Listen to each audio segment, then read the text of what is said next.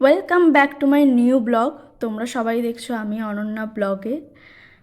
এটা ছিল গতকাল, আই মিন 13 তারিখ।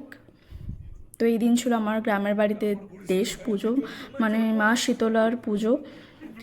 তো আবার সবাই বাড়িতে পৌঁছে গেছে, কাকিমা রিজুরা। আর স্নান করে সকাল সকাল প্রায় 11টা নাগাদ আমরা সবাই, মা কাকিমা আমি বেরিয়ে পড়েছিলাম পুজোর জন্য। এই পুজোর একটা রিচুয়াল আছে আমাদের গ্রামে, যে 5 বাড়ি কি 6 বাড়ি চাল চেয়ে নিজের উইশ মনে মনে বলে ঠাকুরের কাছে প্রে করে দেন ঠাকুরকে ওই চাল নিবেদন করতে হয়। তো সেটাই করছিলাম। 5 বাড়ি চাল চাওয়া হয়ে গেছে, আর তারপর আমরা এই চালটা ঠাকুরকে নিবেদন করে দিয়েছি। এটা হলো মা শীতলার মন্দির। তারপর বাতাসা নেওয়ার জন্য, যেহেতু বাতাসা আবার ভোগের জন্যও নেওয়া হয়, যার যার নামে মানসিক করা হয় বা যার যার নামে পুজো দেওয়া হয় তার তার জন্য এই বাতাসা কিনে ঠাকুরকে দেওয়া হয়। আর আমি ভীষণ দুঃখিত, ওটা আজকের দিনটা 13 তারিখ নয়, ওটা 12 তারিখের পুজো ছিল। আমি ভুল বলেছি, আমি শুনেছিলাম 13 তারিখ পুজো, তো আমার ওটা মাথাতেই ছিল যে 13 তারিখ, তো এটা 12 তারিখ।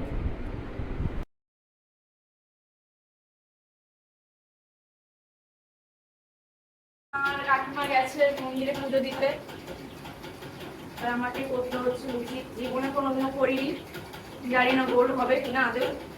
যেটাই হবে সেটাই খেয়ে নিই আজকে করে।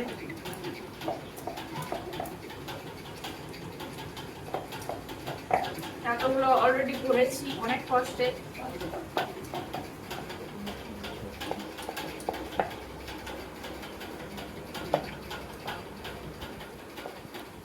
এই এত মানে অধৈর্যের কাজ না আমার দ্বারা হয় না, আমার ধৈর্য প্রচন্ড কম।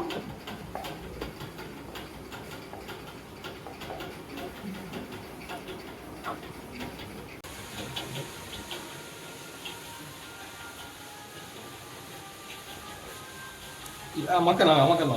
তো আরে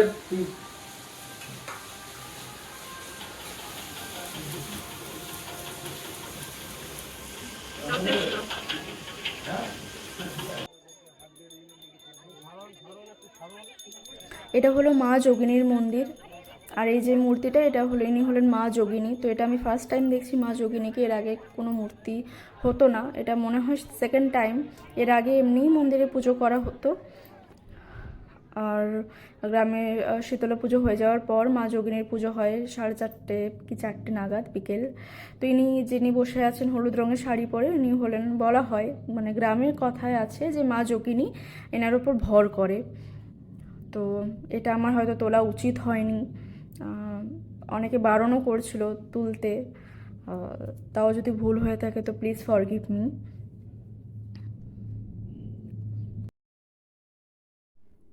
এরপর পাঠা বলি হয়, যারা যারা নিজেদের নামে বা কারোর নামে মানসিক করে থাকে তো ওরা পাঠা বলি দেয়, যদিও এই ব্যাপারটা আমার ভীষণ খারাপ লাগে।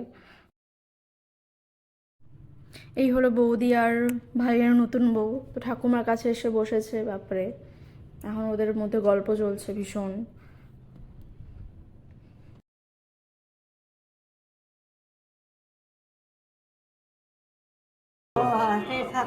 হ্যাঁ, সাঁতরা লড়ে। বলছি তুই সাঁতরা লড়ে। কে এটা? আমি আমি কে? আরে আমি চিনতে পারি এইটা কে? এটা কি লেখা? এগুলো কে? নুপা রূপা, এটা ওটা হ্যাঁ আচ্ছা। অপর্ণ তো আমাকে তুমি চিনতে পারো না? এটা অপর্ণ আর এটা এটা এটা এটা সেই মরিয়ে বাড়ি এটা রিজু। রিজু রিজু ক্যামেরা না ক্যামেরা ঠিকই বলছিস, ইয়ের মধ্যে আমাদের গ্রাম না, না না রিজু রিজু কে কে ওটা কে ওটা কে আচ্ছা তুমি এসো, এখানে কেন বসছো? তুমি ওইখানে বসবে, এসো। আরে তুমি বসো এখানে, একসাথে ঠাকুমার সাথে বসবে, চলো। আরে তুমি চলো না, তুমি এখানে কেন বসছো? তুমি নিচে বসছো কেন? তুমি নিচে কেন বসছো? তোমার জন্য খাট করা হয়েছে। এই কাপড়গুলো ফেলে চলো চলো ঠাকুর, চলো চলো। ইনি হলেন টুকা পিসিমা, তো গ্রামেই বাড়ি। আমাদের ঠাকুমা হয়, কিন্তু মা যেহেতু পিসিমা বলে তো সেই সূত্রে আমরাও সবাই পিসিমা বলি। তো এই টুকা পিসিমাই এসেছিলো গতকাল ঠাকুমার জন্য। কিছু নিয়ে খাওয়ার নিয়ে আর কি, প্রতি বছর পুজোয় ঠাকুমার জন্য কিছু না কিছু আনে, ওই আর কি ভালোবাসে। তো সেটা নিয়ে রিজু মজা করছিল।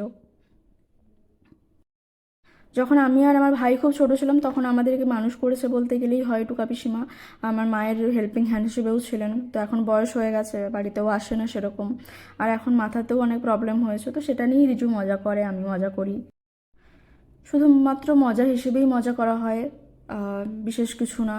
আর পিসিমাও এটাকে মজা হিসেবেই নেয়, সে জানে নিজেও যে আমরা মজাই করছি, নিজেও আনন্দ পায়। তো আজকের মতো আমার ব্লগ এখানেই। Good night, subscribe my channel, comment করবেন কেমন হয়েছে সেটাও জানাবেন।